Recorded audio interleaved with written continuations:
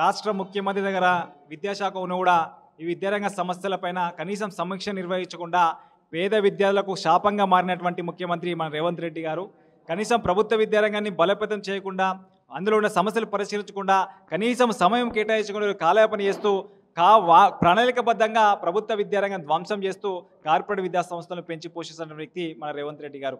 అంటే ఈరోజు కార్పొరేట్ విద్యా సంస్థలు ముందస్తు అడ్మిషన్లు చేపడుతున్న లక్షల రూపాయల ఫీజులు దోపిడీ చేస్తూ ఉన్న కార్పొరేట్ విద్యా సంస్థ విద్యార్థి ఆత్మహత్యలు చేసుకున్న కనీసం తెలంగాణ రాష్ట్ర ప్రభుత్వం స్పందించిన పరిస్థితి.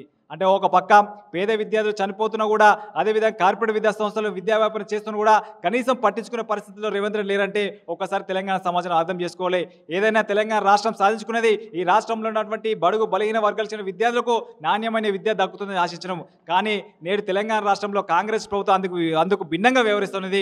దాంతోపాటు ప్రభుత్వ విద్యారంగాన్ని బలోపేతం చేయడానికి కనీసం మౌలిక వసతులు కేటాయించడం లేదు. అంటే అత్యధిక నిధులు కేటాయించకుండా కేవలము 15% నిధులు కేటాయిస్తామని చెప్పి ఎన్నికల మేనిఫెస్టో చెప్పారు. కానీ మీరు చెప్పిన విధంగా చేయకుండా కనీసం 7.3% నిధులు కేటాయించి విద్యారంగాన్ని పూర్తిగా భ్రష్టు పట్టిస్తారు. కాబట్టి ఏదేమైనా తెలంగాణ రాష్ట్రంలో ఉన్నటువంటి రాష్ట్ర ముఖ్యమంత్రి గారు తక్షణమే విద్యా సంవత్సరం ప్రారంభం కాకముందుకే విద్యారంగం సమీక్ష నిర్వహించి రానున్నటువంటి విద్యా సంవత్సరం ప్రారంభం కాకముందుకే ఫీజుల నియంత్రణ చట్టం అమలు చేసి తెలంగాణ రాష్ట్రంలో ఉన్నటువంటి విద్యారంగ సమస్యలు పరిష్కరించాలని చెప్పేసి అఖిల భారత విద్యార్థి సమైక్య రాష్ట్ర సమితిగా తెలంగాణ రాష్ట్ర ప్రభుత్వం డిమాండ్ చేస్తా ఉన్నాం. మరిన్ని వీడియోస్ కోసం ఛానల్ ని సబ్స్క్రైబ్ చేయండి. లేటెస్ట్ అప్డేట్స్ కోసం వాట్సాప్ ఛానల్ ని ఫాలో అవ్వండి. ఆ లింక్ డిస్క్రిప్షన్ లో ఉంది.